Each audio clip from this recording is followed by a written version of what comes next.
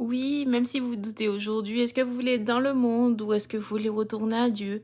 Et en fait, Dieu va tout de même accepter que vous retourniez à lui, même si en fait, vous n'êtes pas encore prêt.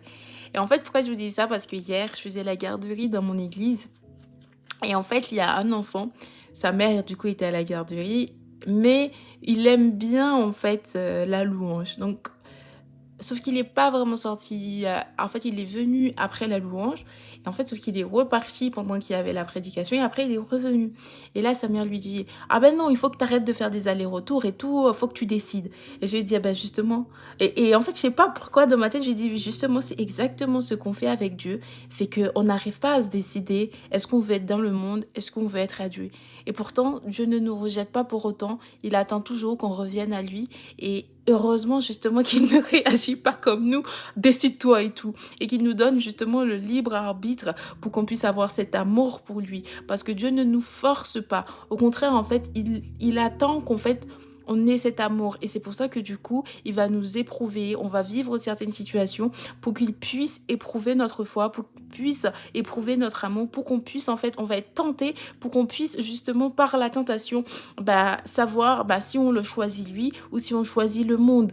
Et en fait, et malgré le fait que dans certaines situations, on va tomber, mais en fait, il va quand même attendre, du coup, comme le fils prodigue, en fait, quand on va revenir à lui, il sera content, etc.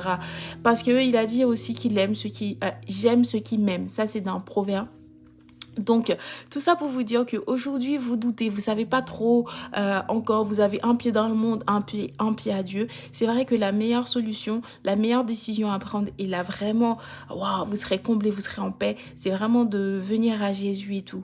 Mais en fait, il vous force pas, il attend juste que vous soyez prêts. Il vous tend la main et après, c'est à vous de lui donner votre main. Mais dans les faits, il vous force pas, hein. Vraiment, vous avez le libre arbitre de venir à lui ou pas.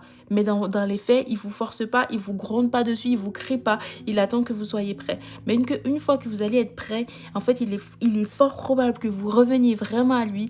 Et là, il va vous éprouver pour être sûr que vous êtes vraiment venu à lui. Et là, en fait, il faudra être prêt. Je ne sais pas si vous voyez la différence. Il faudra vraiment se préparer parce que là, il va vous éprouver pour savoir si vous l'aimez vraiment, si vous l'avez vraiment choisi. Et du coup, vous aurez des tentations. Mais n'oubliez pas que dans ces moments d'épreuve-là, vu que vous avez vraiment fait le choix de le suivre, en fait, les tentations seront certes là, mais en fait, vous allez pouvoir facilement dire non parce que vous aurez choisi Dieu, vous aurez choisi de suivre Jésus. Sur ce, je vous envoie plein d'amour, plein d'argent et surtout, prenez soin de vous comme à l'accoutumée et n'hésitez pas à vous abonner pour les vidéos de mes